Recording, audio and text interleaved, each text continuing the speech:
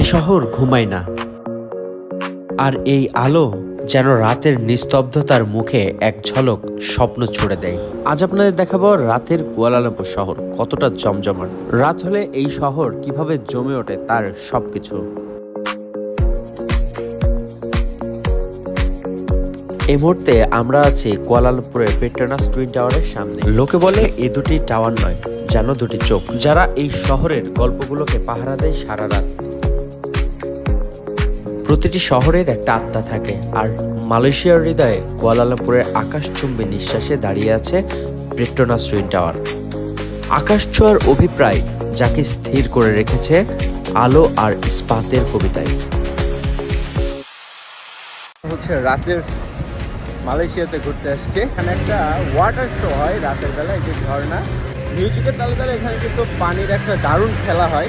সেই জিনিসটা আপনাদের মাঝে এখন আমি দেখানোর চেষ্টা করছি, এবং এইটা কিন্তু অনেক দারুণ। প্রচুর মানুষ আছে দেখেন, এখানে বসে বসে তারা সবাই মানে এই জায়গাটাতে এই শোটাকে উপভোগ করে।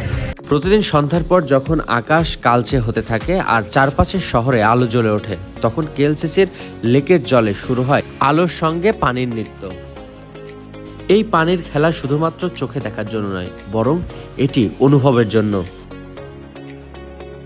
এখানে আধুনিক প্রযুক্তির মাধ্যমে পানিকে যেভাবে কোরিওগ্রাফি করা হয়, যেন প্রতিটি ধারায় এক একটা নাচের ভঙ্গিমায় ওঠানামা করে। কখনো সুরের সাথে তাল মিলিয়ে 42 মিটার পর্যন্ত উপরে ওঠে, আবার কিছুক্ষণ পরেই তা ধীরে ধীরে নেমে আসে। পানির এই ওঠানামার খেলার সাথে বাজতে থাকে মনোমুগ্ধকর সিম্ফনি, কখনো ক্লাসিক্যাল, কখনো মালয়েশিয়ার ফোক, আবার কখনো হলিউড সিনেমার স্কোর।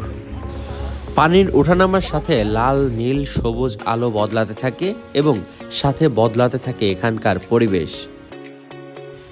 এই শো উপভোগ করতে মূলত কোনো টিকিট লাগে না। বাচ্চা, বয়স্ক, প্রেমিক যুগল থেকে শুরু করে সবাই সন্ধ্যার পরে এই জায়গায় ভিড় করতে থাকে।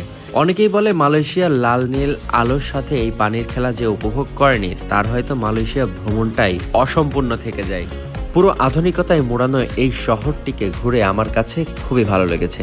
আপনাদের কাছে কেমন লেগেছে প্লিজ আমাদের কমেন্ট করে জানাতে ভুলবেন না।